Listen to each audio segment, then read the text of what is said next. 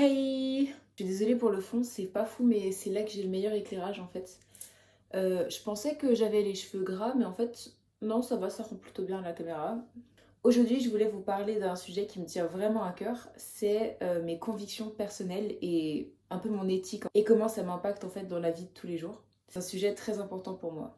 Depuis 2020, je me rends compte de beaucoup de choses depuis le confinement en fait. Je me rends compte de beaucoup de choses dans la vie, dans la société qui vont pas bien du tout. Et même depuis toujours, depuis toute petite, j'ai quand même été au courant de pas mal de problèmes en fait de la société. Et c'est vraiment vers 2020-2021, je me suis renseignée sur la politique, sur la société, sur les conditions environnementales, la société de surconsommation, tout ce genre de sujets. Et c'est vraiment à partir de 2023 et tout début 2024 que je me suis vraiment engagée dans toutes ces causes. Et donc j'aimerais développer ça en vidéo parce qu'il y a plein de sujets à aborder et que je pourrais en parler pendant des heures, donc c'est parfait. Tout début 2024, dans mes résolutions, je m'étais dit que je voulais de un être végétarienne, de 2 arrêter de consommer de la fast fashion. Et en fait, ce point-là, ça s'est étendu à un peu toutes mes consommations, c'est-à-dire arrêter de surconsommer et consommer de manière plus éthique, même si j'ai toujours eu une éthique en fait de consommation. J'avais jamais envie de consommer des trucs dont j'avais pas besoin. Et c'est vraiment là, je me suis dit qu'il fallait que je sois plus attentif en fait à toute ma consommation, que ça soit de n'importe quelle sorte, que ça soit les nouvelles technologies, ne pas tout le temps acheter le nouveau téléphone ou la nouvelle tablette, que ce soit bah, surtout en fait les vêtements. Par exemple, vraiment l'upcycling, ça m'a sauvée, c'est-à-dire que bah, les vieux vêtements que je mets plus ou des vêtements à jeter, bah en fait je vais les upcycler. Par exemple, genre ce t-shirt je le mettais plus, bah je l'ai coupé comme ça je le mets de nouveau parce que j'aimais pas la coupe ou ce genre de choses. Je fais aussi quelquefois des vêtements moi-même parce que je fais du crochet et de la couture. Du coup, genre j'ai fait une jupe hier, la jupe que je portais, bah, c'était moi qui l'avais fait et la chemise que j'avais, c'était la chemise de ma mère. Recyclez vos vêtements, il y a toujours quelque chose à faire, soyez un peu inventif. Et même, j'essaye de consommer de la seconde main. Je ne fais que acheter des choses sur Vinted si j'en trouve. J'ai trouvé certains trucs en friperie. Après, la friperie, j'ai un peu plus de mal, j'expliquerai plus tard pourquoi. Je me suis dit, en 2024, j'arrête de consommer de la fast fashion ou je réduis au maximum du maximum. C'est-à-dire, j'ai acheté un maillot de bain en fast fashion parce que je ne trouvais absolument pas autre part. Donc c'est pas en fait 100% arrêté et il peut y avoir de temps en temps une pièce, mais tant que c'est pas bah, de la surconsommation et même éthiquement parlant en fait, j'ai un gros problème avec le fait de savoir que les choses que j'ai, elles ont été faites dans des conditions abominables parce qu'on sait tous que Shein, Temu et ce genre de marques de fast fashion ou même ce genre de marques qui sont produites par des enfants exploités ou alors les Ouïghours ou alors dans des conditions totalement sous-payées où c'est de l'esclavage moderne, je ne peux pas me résoudre à savoir que je paye ce genre de choses ou alors que bah, je consomme en fait des produits qui viennent de ces origines. Après, évidemment, je suis pas du tout parfaite dans ma consommation, je suis pas du tout parfaite dans mon éthique et je dis pas que tout le monde doit penser comme moi, mais c'est juste personnellement, il y a certaines choses qui me bloquent comme ça et je sais que bah forcément mon téléphone, il a été fait dans des conditions pas terribles, mais si je peux limiter au moins cette consommation, c'est quand même pas mal. Et même au-delà de mes convictions éthiques personnelles, il y a aussi le fait que bah, je me soucie un minimum de l'écologie, de l'environnement, du réchauffement climatique et toute cette cause environnementale, animale. Et c'est donc pour ça que j'ai décidé de réduire ma consommation de beaucoup de choses, dont ma consommation de viande.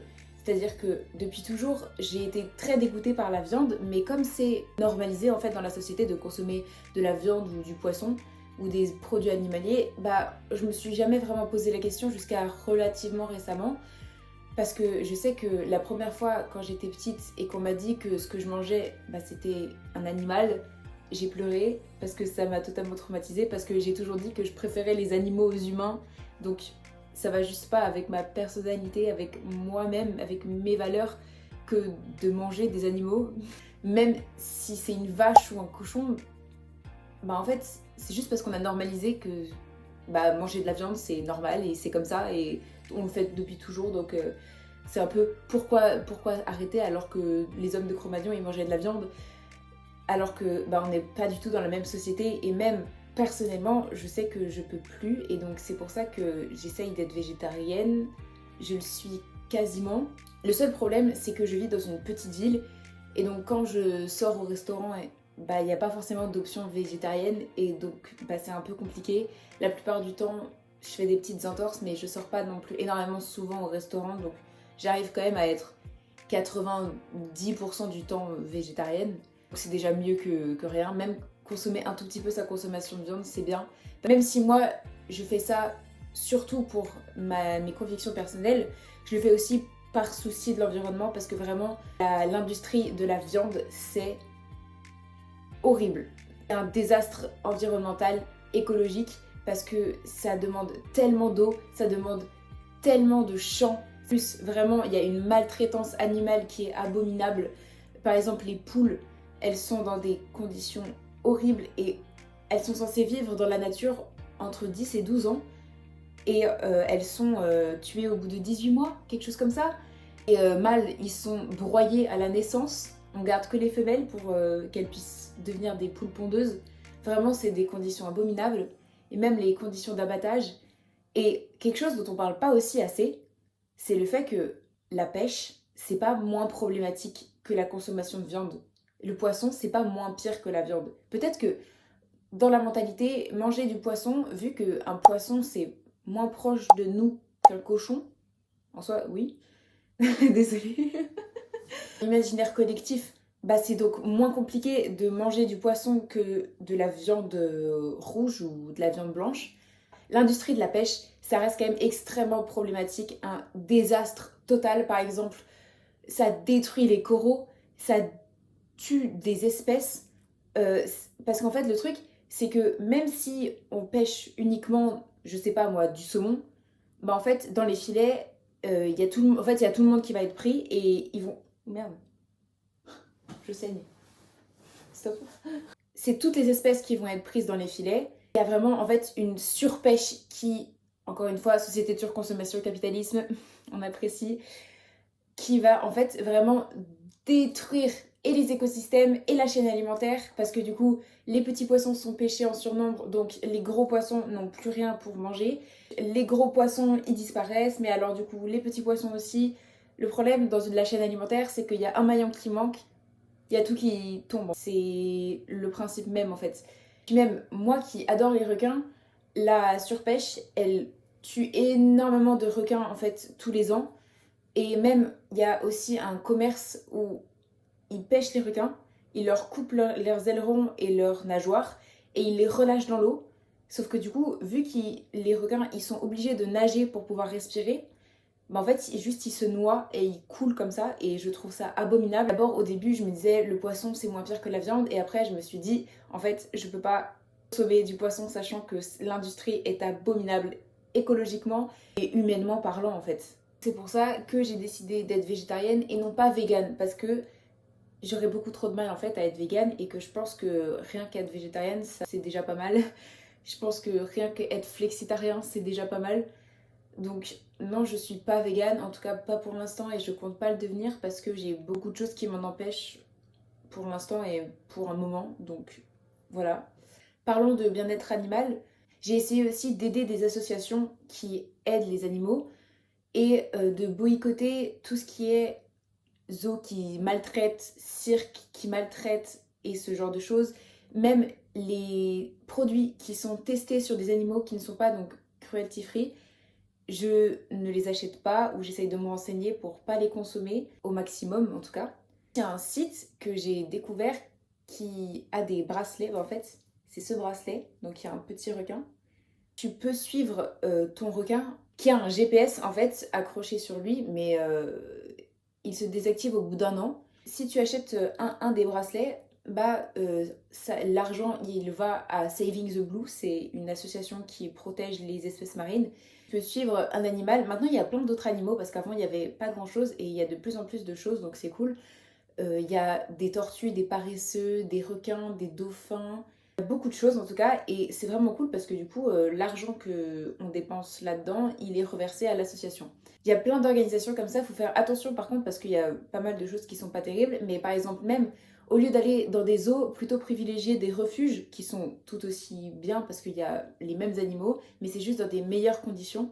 C'est vraiment pas mal et ça permet de protéger les animaux. Aussi, arrêtons les Marineland, s'il vous plaît. C'est vraiment abominable. Je comprends pas comment ça c'est encore en fait en actualité. Enfin, arrêtons ça en fait, c'est horrible. Tout ce qui est par rapport à l'environnement, donc par rapport à l'écologie, j'essaye de faire des efforts, mais un peu comme tout le monde, par exemple, plus de voitures, mais de toute façon, je fais quasiment tous mes déplacements à pied ou alors à la limite en train, si jamais. Privilégier plutôt le vélo ou à pied en fait quand vous avez des courtes distances à faire. Après, un problème que je rencontre, c'est le fait que dans ma vie, je compte énormément voyager. Bah, l'avion, c'est vraiment horrible écologiquement parlant, et donc je sais pas trop comment je peux faire. Là, ça fait quand même très longtemps que j'ai pas pris l'avion, et genre, je le prends vraiment pas souvent. La dernière fois, c'était il y a 2 ans. Et je sais que dans le futur, je compte beaucoup voyager et pas faire des voyages où je peux voyager en bateau ou en n'importe quoi d'autre. Par exemple, aller en Asie quand il y a des 10 heures de vol, bah je vais pas les faire en train, ça va être compliqué. Enfin, je serai obligée de prendre l'avion si je veux un peu voyager. Mais je me dis que si jamais à côté, j'essaye d'être le plus éthique possible et que je prends l'avion occasionnellement, c'est pas non plus un énorme problème dans le sens où bah on peut pas être parfait et qu'on est dans une société qui nous permet pas de l'être. Donc bah si je fais mon maximum, c'est déjà pas mal, c'est déjà mieux que rien. Et bah, j'espère juste que, en plus, en parlant ici, j'espère influencer des gens qui pourront aussi faire des actes. Et donc, ça fait un peu comme un effet boule de neige où du coup, on rajoute chacun sa petite pierre à l'édifice. Aussi, tout ce qui est tri, recyclage, bah, j'essaye de faire comme je peux, comme il m'est possible. Mais je sais que je suis pas du tout parfaite niveau déchets plastiques parce que, bah, par exemple, je ne peux consommer que certaines eaux. Je ne peux pas boire de l'eau dans des gourdes ou boire de l'eau dans des grosses bonbonnes parce qu'en fait, l'eau que je bois, il n'y a pas des grosses bonbonnes. Et donc, ce genre de choses, ça fait énormément de déchets plastiques. Et donc, ça, c'est pas terrible non plus. Mais j'ai pas trop de solutions pour l'instant. J'essaye de faire comme je peux. De toute façon, je recycle, mais bon, c'est un peu compliqué. Je fais aussi attention aux personnes que je suis sur les réseaux. D'ailleurs, un problème aussi, c'est l'électronique. C'est-à-dire que utiliser nos téléphones, écouter de la musique, regarder des vidéos, envoyer des messages, tout ça, ça a un impact carbone dramatique sur la planète.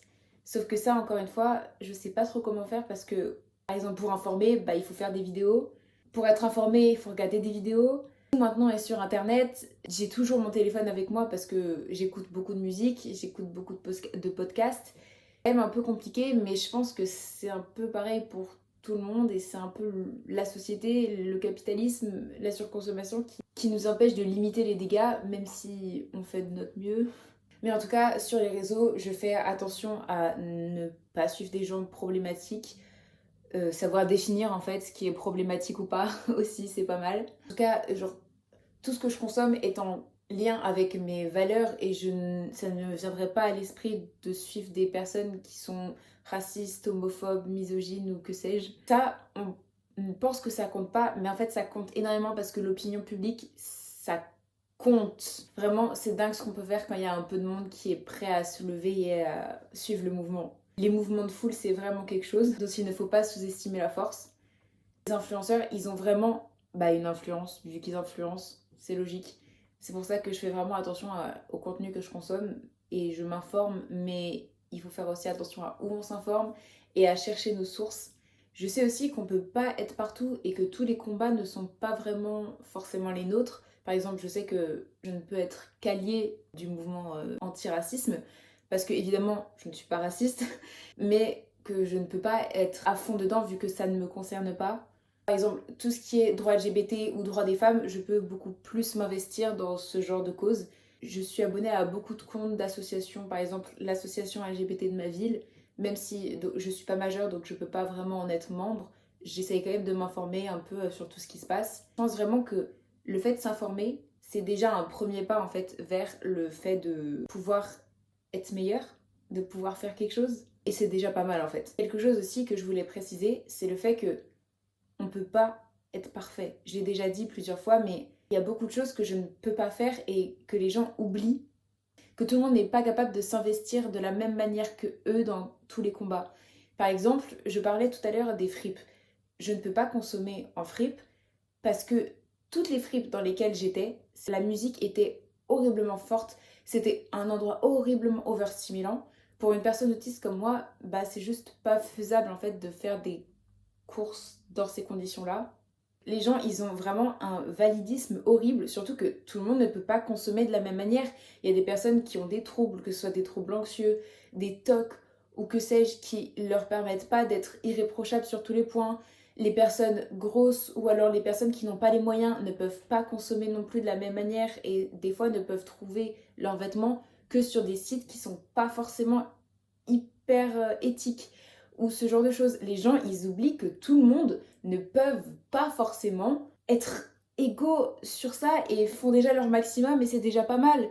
Il y a vraiment une culpabilisation qui n'est pas nécessaire et qui ne sert à rien en fait. Vaut mieux instruire les gens de manière pédagogique, ça sera beaucoup plus utile que de les culpabiliser et que de leur crier dessus. Sachant que bah, ce qui est à blâmer, c'est la société et pas les consommateurs. De leur dire qu'ils font pas bien et que c'est mal et que c'est les pires personnes au monde parce que ça donne juste pas du tout envie en fait de se lancer dans une consommation plus éthique de n'importe quelle sorte parce que juste bah, les personnes ne sont pas hyper accueillantes et sont pas hyper compréhensives et vraiment ça m'énerve parce que tout le monde ne peut pas forcément agir de la même manière que vous. Comprenez-le. C'est comme par rapport au boycott. Tout le monde ne peut pas boycotter toutes les marques comme ça. C'est pas possible. Par exemple, je prends l'exemple d'une marque qui est censée être à boycotter, Carrefour. Imaginons qu'il y ait une personne âgée qui vit dans une petite ville. La seule manière dont elle a de se déplacer, c'est à pied. Et donc elle ne peut que aller à Carrefour. Moi qui suis autiste, j'ai une hyperfixation sur les glaces Ben Jerry's. Ben Jerry's qui est censée être une marque à boycotter. Je ne peux juste pas prendre une autre marque de glace parce que justement je suis autiste et que je ne fonctionne pas de la même manière que vous. Enfin genre, il y a beaucoup de situations où les personnes ne peuvent pas forcément agir de la manière dont il faudrait. Souvent sur les réseaux, les personnes qui sont un peu engagées dans ce genre de lutte ne sont absolument pas tolérantes et ne veulent absolument pas comprendre que tout le monde n'est pas égal. Ça m'énerve parce que vraiment tout ce qu'ils font c'est shamer les gens parce que ils ont consommé McDo, ils ont consommé Burger King ou je ne sais quoi alors qu'ils avaient pas forcément la capacité d'aller autre part ou de faire autrement, ou sur le moment ils y ont pas pensé ou juste tout le monde n'est pas parfait. Plein de manières en fait de soutenir la Palestine rien qu'en faisant des dons ou en partageant des posts. On n'est pas obligé forcément de boycotter 100% des marques qui sont à boycotter, surtout que c'est carrément impossible parce que rien que nos impôts, rien que quoi que ce soit qu'on consomme, les taxes qui sont sur ces produits, vu que la France est alliée à Israël, notre argent va forcément aller bah, contre la Palestine. Donc c'est un peu con en fait de shamer des gens alors que bah, vous consommez aussi mal qu'eux. Vraiment, je pense que le plus important, c'est l'intention et la volonté en fait d'agir mieux, faire de son mieux dans le monde actuel, parce que un tout petit peu, ça sera déjà énormément plus que pas du tout, et ça fera déjà les différences. Et ça sert à rien en fait de shamer les gens et de leur faire la morale méchamment. Il faut mieux les instruire de manière claire, concise, en leur proposant des alternatives, en leur proposant des idées. Par exemple, si jamais vous voulez essayer de diminuer votre consommation de viande, je peux essayer de proposer plein d'alternatives parce que vraiment, regardez dans les légumineuses, regardez dans les plats qui sont pas forcément français parce qu'il y a aussi beaucoup d'alternatives dans les plats étrangers. Dans les rayons, il y a des choses qui sont absolument dingues selon où vous regardez parce qu'il y a certaines enseignes qui sont moins fournies que d'autres. Mais maintenant, on trouve de tout. Des saucisses véganes, du fromage vegan, des steaks vegan, du haché vegan. Vraiment, vous pouvez quasiment tout trouver et les alternatives, elles sont pas forcément plus chères. Même si je sais que ça peut être un peu difficile pour certaines personnes, vraiment renseignez-vous parce qu'il y a plein de choses qui sont possibles. Ça ne veut pas dire forcément arrêter la viande complètement ou devenir végane, mais ça peut être juste essayer de diminuer un peu. On est dans un contexte qui n'est pas idéal et qui ne nous permet pas en fait de consommer de la même manière qu'on consommait il y a des années. La société nous pousse à surconsommer. Donc, pas du tout à consommer comme on consommait il y a des années. Il vaut mieux s'instruire, faire du mieux qu'on peut. Faites ce que vous pouvez, ne culpabilisez pas parce que ça sert à rien. Vous dites que rien que vous, ça changerait rien, bah c'est faux parce que même à l'échelle personnelle, individuelle, on peut changer les choses et justement c'est en informant comme en faisant ce type de vidéo comme je suis en train de faire que on peut faire bouger les choses même si je suis pas Squeezie, j'ai pas des millions de followers. J'espère quand même changer un peu les choses à mon échelle. Ce serait déjà pas mal d'essayer. Voilà, j'espère que je vous ai convaincu. Bah, je vous dis à la prochaine fois.